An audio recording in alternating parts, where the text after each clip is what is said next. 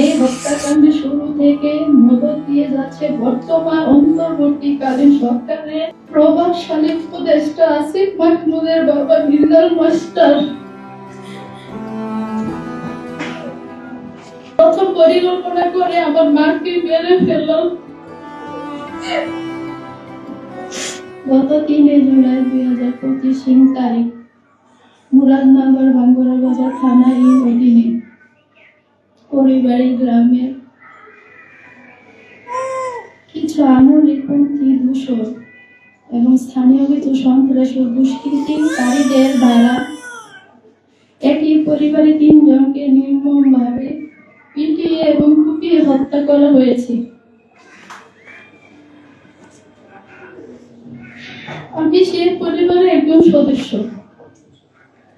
একই ঘটনায় আমি নিজেও মারাত্মকভাবে জখম ও আহত হয়েছিলাম। আপনারা হয়তো গণমাধ্যমে তা দেখেছেন।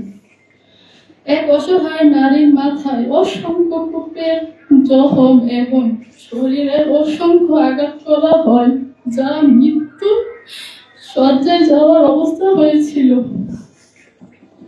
সে কতভাবে অসহায় নারীটি আমি নিজেই। আমাকে আল্লাহ হয়তো প্রাণ ভিক্ষা দিয়েছেন বলে বেঁচে আছি। একই সাথে এটিও বলতে চাই, আমার মা ভাই বোনের নির্মম হত্যার সাথে জড়িতদের বিচার দেখার জন্য হয়তো আল্লাহ আমাকে বাঁচিয়ে রেখেছেন। জানি না এমন নির্মম হত্যার বিচার দেখে যেতে পারবো কিনা, কারণ প্রতিনিয়ত হুমকি আছে আমাদের বেঁচে যাওয়া সকল সদস্যরা। বান্ডেল থাকলে প্রতি সেনমানিতে টাকা বাঁচবে। বিকাশ সেনমানি বান্ডেল কিনে জিতুন প্রতি লেনদেনে। প্রিয় সাংবাদিক ভাইয়েরা, আপনাদের মাধ্যমে হত্যাকাণ্ডের কিছু কথা তুলে ধরা দরকার, যাতে বর্তমান সরকারের প্রধান উপদেষ্টা, আইন উপদেষ্টা ও স্বরাষ্ট্র উপদেষ্টার দৃষ্টি গোচর হয় এবং দেশবাসীর কাছে পরিষ্কার হয়। এখন আমরা ভুক্তভোগী হয়েও কিভাবে ন্যায় বিচার থেকে আমাদেরকে বঞ্চিত করা হচ্ছে, এমনকি বেঁচে থেকেও যেন আমাদের কাল হয়েছে।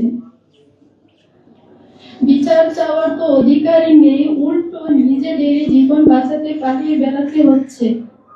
কারণ এই হত্যাকাণ্ডের শুরু থেকে মদত দিয়ে যাচ্ছে বর্তমান অন্তর্বর্তীকালীন সরকারের প্রভাবশালী উপদেষ্টা আসিফ মাহমুদের বাবা বিল্লাল মাস্টার।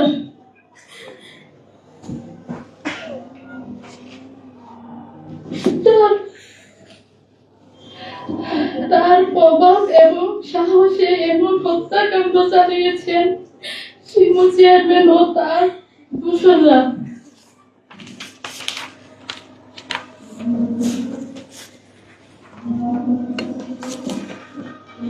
যেভাবে হত্যার পরিকল্পনা করা হয়, প্রথম পরিকল্পনা করে আমার মাকে মেরে ফেলল।